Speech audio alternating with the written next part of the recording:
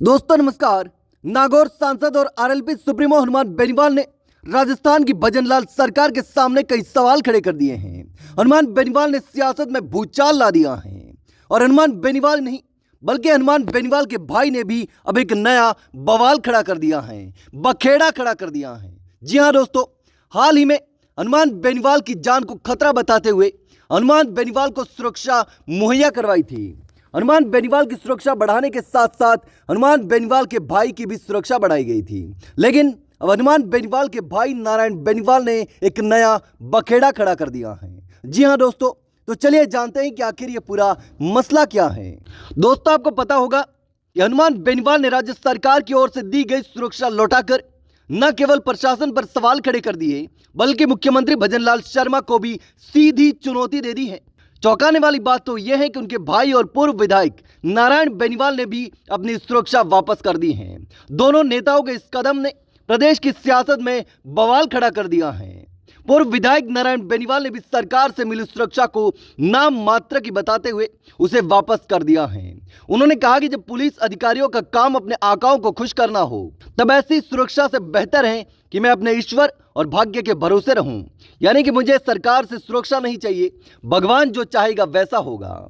दोस्तों, नारायण बेनीवाल ने इसके साथ एक पत्र भी लिखा जिसमें उन्होंने कहा कि मुझे राज्य सरकार के विशेष आदेश से मेरी जान को खतरा बताते हुए एक गनमैन उपलब्ध करवाया गया था जो कि आज तक मेरी सुरक्षा में कार्य कर रहा है।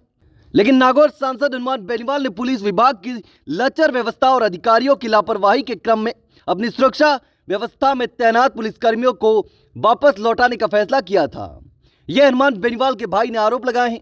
इसके साथ ही उन्होंने लिखा कि इसी क्रम में मैं भी अपनी सुरक्षा व्यवस्था में तैनात पीएसओ को तत्काल प्रभाव से अपनी सुरक्षा से हटाकर पुलिस लाइन नागौर के लिए कार्य मुक्त कर रहा हूं, क्योंकि जब पुलिस अधिकारियों का काम अपने आकाओं को खुश रखना हो, अपने कर्तव्यों से ज्यादा जरूरी हो जाए, तब पुलिस तंत्र के भरोसे अपनी सुरक्षा की बजाय भगवान के भरोसे अपनी सुरक्षा को सही समझता हूं। तो नारायण बेनीवाल ने जिस तरीके से सरकार पर और सुरक्षा व्यवस्था पर सवाल खड़े करते हुए उनको जब पीएसओ उपलब्ध करवाया गया था वो वापस लौटा दिया है और इसके साथ ही कई सवाल भी खड़े कर दिए हैं। और नागौर सांसद ने पहले ही बवाल खड़ा कर दिया था अपनी सुरक्षा को लेकर सवाल खड़े करके सरकार पर। हनुमान बेनीवाल ने सीएम भजनलाल से दो टूक कहा था कि मेरी सुरक्षा आपके भरोसे नहीं है, राजस्थान के जवान और किसान मेरी सुरक्षा करेंगे। इसके साथ ही कहा कि अन्याय तथा भ्रष्टाचार के खिलाफ मैं हमेशा ऐसे ही लड़ता रहूंगा और एक बार फिर से कह रहा हूं कि मुझे आपकी सुरक्षा की जरूरत नहीं है। मैं मेरी सुरक्षा में तैनात दोनों सुरक्षाकर्मी वापस लौटा रहा हूं। उन्होंने यह भी कहा कि सरकार द्वारा दी गई सुरक्षा दिखावटी है और इसमें गंभीरता का अभाव है। 25 अप्रैल को पुलिस इंटेलिजेंस से जान को खतरा होने का इनपुट मिलने के बावजूद उचित सुरक्षा नहीं दी गई। यह हनुमान बेनीवाल ने सवाल खड़े कर दिए थे।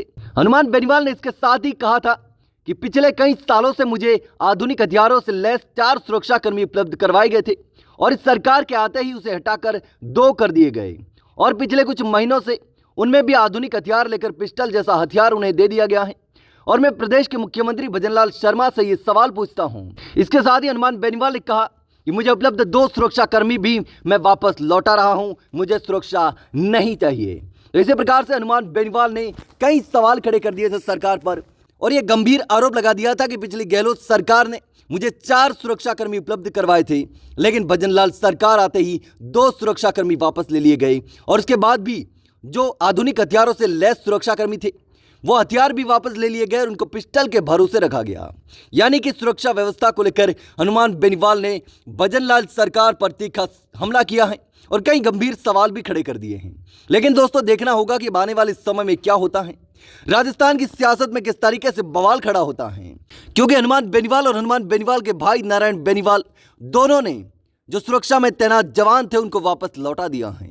लेकिन दोस्तों, इस पूरे मामले को लेकर आपकी क्या राय है मुझे कमेंट सेक्शन में कमेंट करके जरूर बताना दोस्तों।